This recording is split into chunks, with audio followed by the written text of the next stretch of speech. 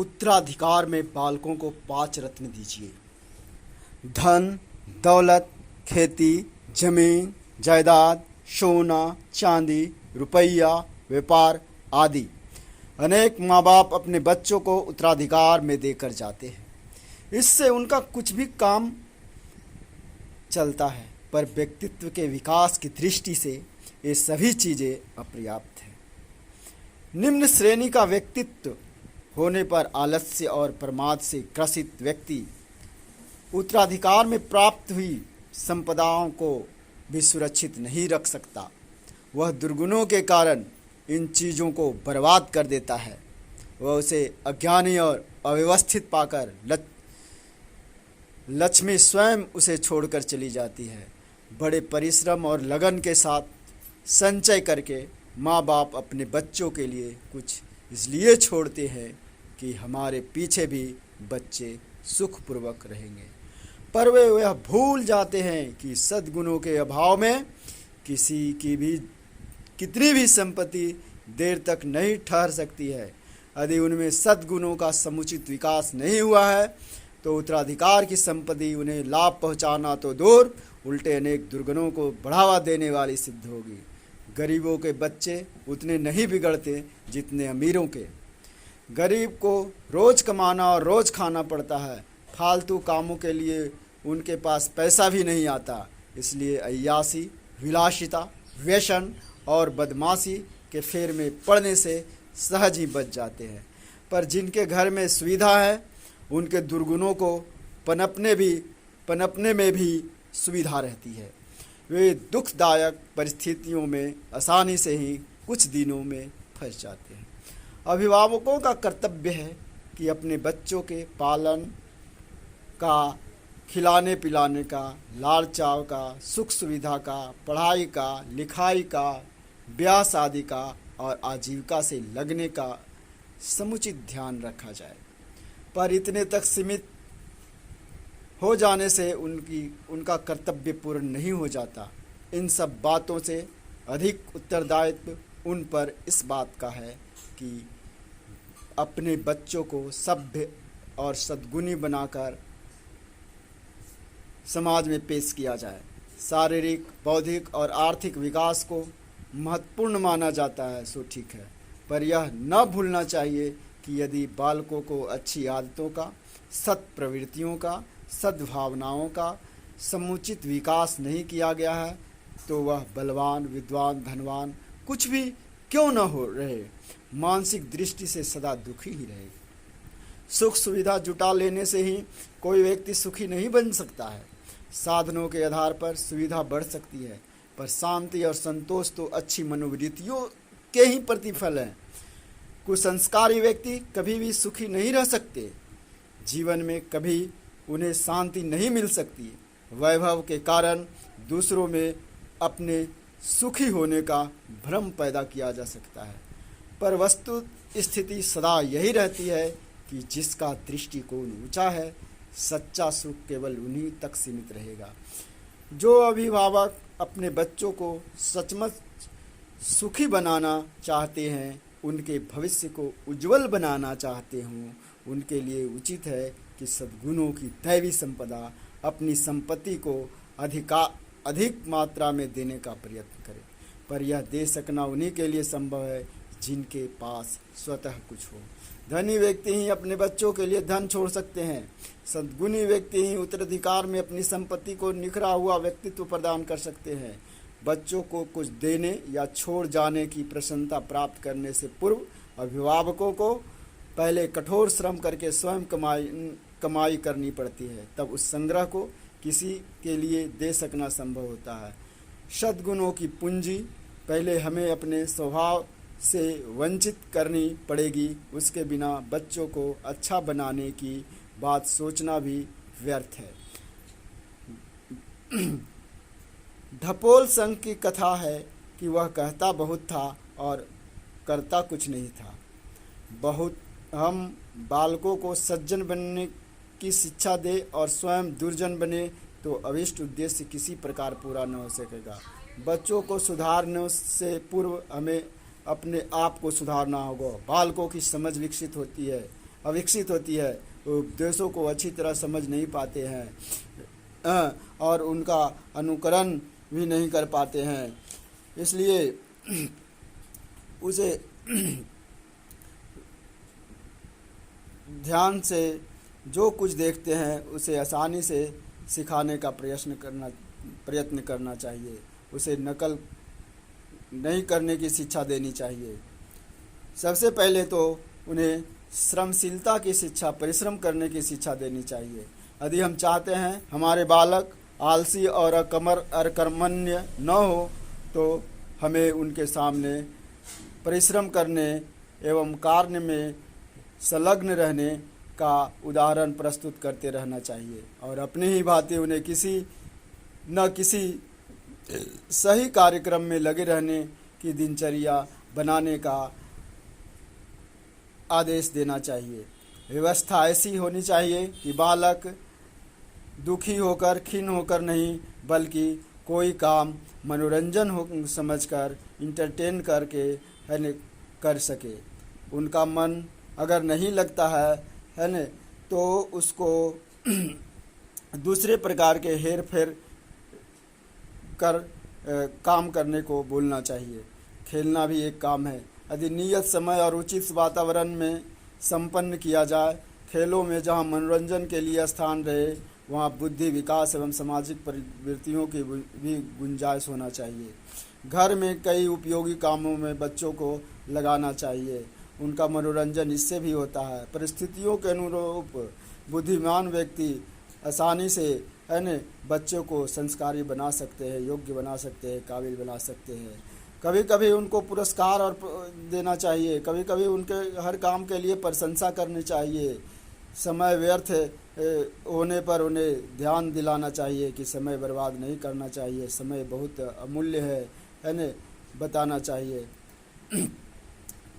आदत मानव जीवन की सबसे बड़ी श्रेष्ठता एवं विशेषता है। उन्हें हर अच्छे काम की आदत डालने का प्रयास करना चाहिए। जिसने अपने बच्चों को यह आदत सिखा दिया, उनके लिए अपार संपत्ति, उत्तराधिकार छोड़ने की अपेक्षा कहीं उपकार किया है।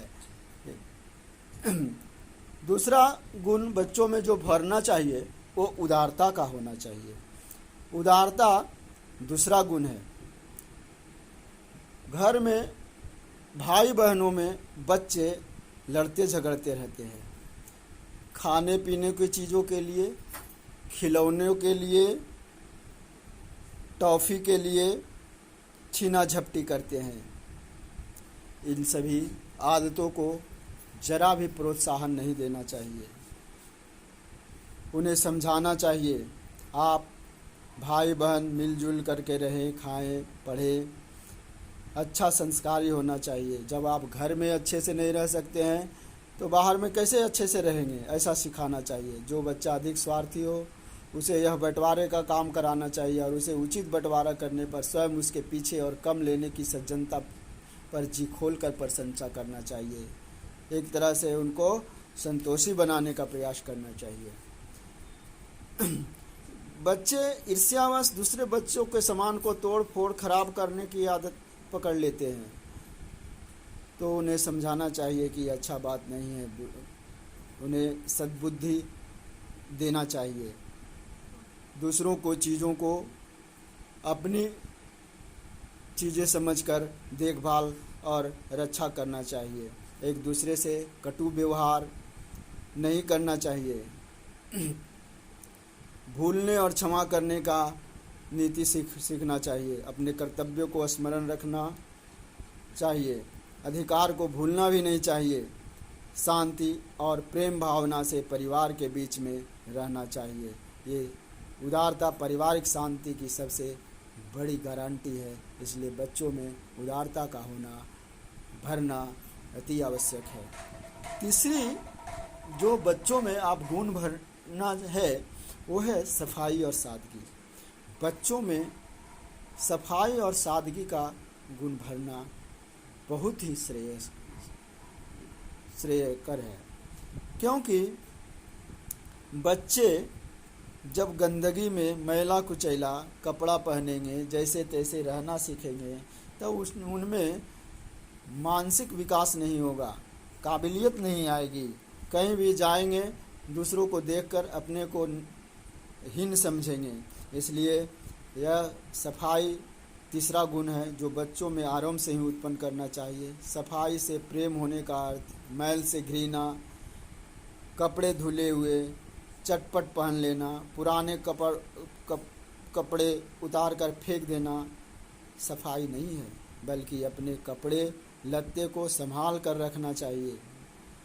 शरीर के किसी अंग पर मैल जमा होने पर भली प्रकार स्नान करना चाहिए, दांत दिली साफ करना चाहिए, धुले कपड़े पहनना चाहिए, अपने उपयोग की सभी चीज़ें ठीक से रखना चाहिए। ये सभी अच्छी आदतें बच्चों में डालने चाहिए। सबसे बड़ी बात यह है कि अपनी कोई वस्तु अव्यवस्थित पड़ी रहने पर उन्हें ज़रूर टोकना चाहिए, चाहे उनके जूते हो, कपड़े हो, पुस्तक हो, कलम हो। वस्तुओं को बच्चों को जहाँ तहाँ पटक कर फेंकने का आदत होता है, उन्हें बचपन से ही सिखाना चाहिए। गंदगी से घृणा करने सिखाना चाहिए। गंदगी के उत्पन्न होने ही साफ करने की आदत डालना चाहिए। और एक उदाहरण भी है, कुत्ता भी कहीं बैठता है तो पूंछ से झाड़ लेता है, ये उदाहरण देना चाहिए। साफ सुथरा स्वच्छ रहने का उनमें आदत डालना अभिभावकों का परम कर्तव्य है। गंदगी से घृणा न होना, उसे सहन करना मानव स्वभाव का एक बहुत बड़ा दोष है। तड़क भड़क, शौकीनी, फैशन परस्ती, सफाई जैसे दिखते हुए भी उससे सर्वथा भिन्न सादगी ही सज्जनता की पोशाक है। जो लोग फैशन बस अपने आप को सजाते हैं, दिखाने का प्रयास करते हैं, वो वास्तव में मानसिक दृष्टि से ओछे हैं। शालीनता ही सादगी का मकसद होना चाहिए और सभी संभ्रांत व्यक्ति जो भी हैं उनको इसका महत्व देना चाहिए। चीज़ों को व्यवस्थित एवं सुसज्जित रूप से रखने की आदत बचपन से ही डालने का प्रयास करना चाहिए, और क्योंकि ऐसा करने से बच्चा जो है सुयोग्य, व्यवस्थापक और सुरुचि संपन्न बनता है। बच्चों को बार बार टोकते रहकर, उनको बार बार समझाते रहकर संभलने के लिए अभ्यासी बनाना चाहिए। एक काम को पूरा होने करके दूसरे काम में हाथ लगाने की आदत डालना चाहिए। निठल्ले नहीं बैठने का आदत डालना चाहिए। हर समय कुछ कुछ करते रहने का संदेश देना चाहिए। कपड़े, पुस्तकें, बर्तन, जूते यथास्थान रखे बिना वे आगे काम न करें, यह आदत डालनी चाहिए। बच्चा आगे चलकर इन सभी आदतों से जीवन के हर क्षेत्र में आगे बढ़ता है। पूरा मन लगाकर जो भी काम करता है, जादू जैसी विशेषता अपने में उत्पन्न होता है। हमेशा अधूरे मन से किया हुआ काम आपको, आपके बच्चों को फूहड़पन की ओर ले जाता है। चौथा गुण जो बच्चों में डालना चाहिए, समय का सदुपयोग। कहा गया है समय ही बहुत मूल्यवान है। समय का पालन, नियत दिनचर्या के आधार पर समय समय पर सब काम करने की आदत जीवन में लाना चाहिए। अधिकतर व्यक्ति समय का मूल्य नहीं समझते हैं। ईश्वर ने समय को बड़ी हम लोगों को संपत्ति के रूप में दी है, जो सबसे मूल्यवान वस्तु है। वह जो कुछ भी विभूति चाहे अपने समय का पूरा उपयोग करके उसे प्राप्त कर सकता है। समय के सदुपयोग का नाम ही पुरुषार्थ है। नियमित रूप से व्यवस्थित गति से चलती रहने वाली चिट्ठी भी योजना लंबी मंजिल पार कर लेती है, पर निठल्ला बैठने वाला गरुड़ जहाँ का तहाँ रह जाता। देखिए चिट्ठी को देखिएगा कि हर समय चलते रहता है, कभी चिट्ठी बैठा हुआ नहीं देखेगा। फुर्सत न मिलने की शिकायत तो हर आदमी करते हैं, बहाना बनाते हैं, अरे बहुत व्यस्त हैं, बिजी हैं। यह बात सच है कि कोई बिरला ही अपने आधे समय का भी ठीक उपयोग कर पाता है। धीरे धीरे अधूरे अव्यवस्थित प्रकार से आवश्यकता से अधिक समय मामूली बातों में लगाकर, अनुपयोगी कामों में लगाकर आमतौर पर लोग अपनी आधी जिंदगी नष्ट में कर देते हैं। अपना लिखित दिनचर्या बनाएं। पता ही नहीं लगता कि आवश्यक और आवश्यक कार्य कौन कौन से हैं, कब कौन सा कार्य करना है, कितने समय में करना है। ये सब बच्चों का ज्ञान देना, समझाना चाहिए। व्यस्तता का महत्व बताना चाहिए और समय की बर्बादी की हानि से उन्हें परिचित रखना चाहिए। जल्दी सोना और जल्दी उठना भी प्रगतिशील जीवन में रुचि रखने के लिए जरूरी है। जिसके सामने कोई अनिवार्य कारण न हो, उन्हें सूर्य अस्त होने के 3 घंटे के बाद तक अवश्य सो जाना चाहिए और प्रातःकाल सूर्योदय होने से 2 घंटे पहले उठना चाहिए। यह ब्रह्म बेला है। इस समय सोने और उठने की जिन्होंने आदत ठीक कर ली, वे निश्चित रूप से पढ़ाई में अच्छे प्रदर्शन करेंगे। इस आदत के कारण प्रतिदिन कई महत्वपूर्ण घंटे अधिक कार्य करने के लिए मिलेंगे और जिस कार्य में लगेंगे उसे आशाजनक उन्नति पा सकेंगे। जिसने अपने समय का मूल्य समझ लिया और उसके सदुपयोग की ठान ली, समझना चाहिए कि उसने अपने जीवन को सफल बनाने की आधी मंजिल पार कर ली है। 5वां गुण जो बच्चों में डालना चाहिए, शिष्टाचार गुण, शिष्टाचार का गुण। 5वां गुण जो बच्चों को सिखाया जाना चाहिए, नम्रता, सज्जनता, शिष्टाचार, मधुर भाषण। यही विशेषताएं हैं जिनसे आकर्षित होकर दूसरे लोग आपके प्रशंसक बनते हैं, आपसे मित्रता करते हैं, परायों को अपना बनाते हैं। अनुदार, कर्कश, अशिष्ट, कटुभाषी नहीं बनना चाहिए। इससे सभी लोग आपसे दूर भागते हैं, शत्रुता करते हैं। विपरीत भाषा का प्रयोग नहीं करना चाहिए। आदर के साथ एक दूसरे के पेश आना चाहिए। नम्रता और सज्जनता के साथ पेश आना चाहिए। शत्रु भी देर तक शत्रु नहीं रहेंगे। उन्हें प्रतिकूलता छोड़कर अनुकूल बनने के लिए विवश होना पड़ता है। परिवार एक विद्यालय है जहाँ सज्जनता और मधुरता का अभ्यास होना छोटी आयु से ही बच्चों को करवाना चाहिए।